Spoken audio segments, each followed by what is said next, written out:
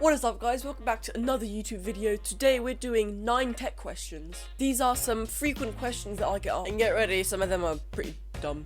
Number 1. Why is Apple named Apple? So we all know the company Apple, which makes all types of different tech products and other things. But where does the name actually come from? Actually, there are a ton of different conspiracies, but the truth is that at the time, Steve Jobs, creator of Apple, just really liked apples. Number 2, and all they said is tell me a fun fact about Apple, so Apple's the star of this video, I guess. Did you know that there's actually an Easter egg in the very first iPod? If you want to see it for yourself and you actually have an iPod, all you need to do is go to the menu, hold the center button for a couple of seconds, and then you can play the game Breakout, which was a game previously developed by Apple founders Steve Jobs and Steve Wozniak. What was the very first computer virus? The first virus was actually an experiment to see how fast a message could creep from computer to computer, which is why it got the name Creeper. And it didn't do much. It just displayed the message, I'm a creeper, catch me if you can. Next, how many malware programs are there? Well, in 2021, there's an estimated of 1 billion malware programs that were detected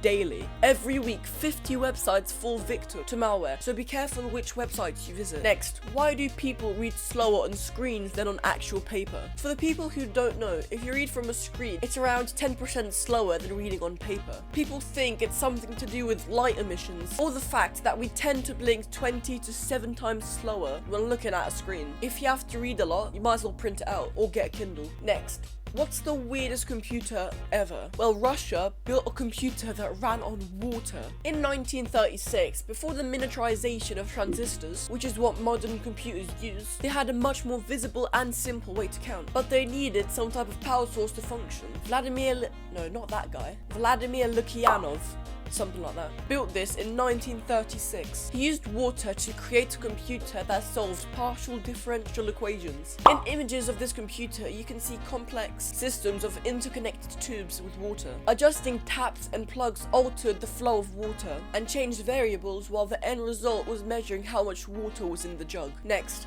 where do companies test their products? This is a quick one. Most companies do it in New Zealand, of all places, as it's a diverse country with English-speaking people. But the main reason is that it's somewhat isolated, so news about the product won't spread easily. Next, how useful actually are tech degrees? The amount of technical information almost doubles every 2 years. So if you start a 4-year degree, half of what you learn will be obsolete at the end. Obviously, it's still a really important degree. And the last one, how big was the very first computer? We all know and love computers, and I couldn't edit this video without it, but the first one was a chunky boy. The first computer weighed almost 30,000 kilograms and stood at a height of 2.5 meters. Imagine working on that monstrosity just to send an email. The reason is that the transistors, which are basically like a valve that decide if they should let electricity through or not, thus creating binary, they were so big that they filled the entire room. These days, some of the smallest transistors can even go down to 7 nanometers. For context, you can fit 11,000 of them across the width of your hair. Anyway, that's it. It was just a quick one today. Thank you guys so much for watching, and if you have any other questions or facts, please leave them down below and I might put them in my next video. And then like, subscribe, all that shazazz. Anyway, see you guys next time.